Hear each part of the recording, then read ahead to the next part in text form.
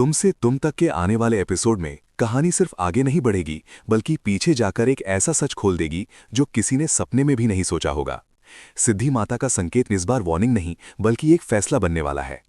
पिछले ट्रैक में आपने देखा था कि गोपाल जी और पुष्पा जी अनु को लेकर परेशान थे, लेकिन इस बार उनकी आंखों में सिर्फ चिंता नहीं गिल्ट भी है।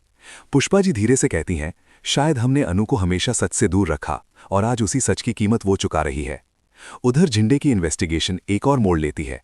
चांदनी चौक के सीसीटीवी के बाद अब उसके हाथ लगता है एक डिलीटेड क्लिप जो किसी ने जानबूझकर इरेज किया था।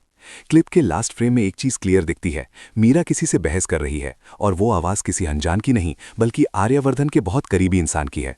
ये सुनकर आर्यवर्धन का खून खौल उठता है। वो कहता है, अगर मेरे ही घर का कोई साजिश में शामिल है तो इस बार मैं सिर्फ सच नहीं सब कुछ उजागर कर दूंगा। वहीं मीरा का डर अब उससे नींद तक नहीं लेने दे रहा। वो अपने आप से ही लड़ते हुए कहती हैं, मैंने ये सब अनु को दूर करने के लिए किया था, पर मुझे नहीं पता था कि ये आग मुझे भी जला देगी।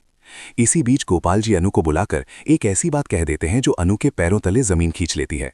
गोपाल जी कहते हैं, बेटा आर्यवर्धन से तेरा रिश्ता सिर्फ आज का नहीं, हम ये बात पहले से जानते थे।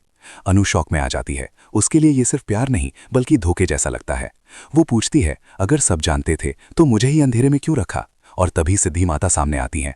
वो अनु के सर पर हाथ रखकर कहती हैं, जो चीज तुझे धोखा लग रही है वही तेरी रक्षा बनने वाली है, लेकिन याद रख सच जब सामने आता है तो सबसे पहले अपनों को ही चुपता है। यहीं पर कहानी और ज्यादा गहरी हो जाती है। झिंडे सिमरन को बताता है कि गोपाल जी के फोन में सिर्फ प्रूफ नहीं बल्कि एक वॉइस नोट है जिसमें कोई कह रहा है, अनु और आर्या का मिलना किसी भी कीमत पर नहीं होना चाहिए।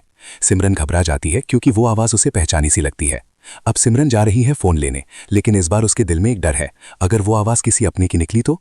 आने वाले एपिसोड में आप देखेंगे कि जब वो वॉइस नोट चलेगा तब सिर्फ मीरा नहीं बल्कि पूरा घर सन रह जाएगा।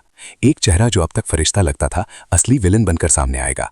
अब सवाल यह है, क्या आर्यवर्धन अपने ही घर के सच का सामना कर पाएगा? क्या अनु इस धोखे के बाद भी अपने प्यार पर भरोसा करेगी?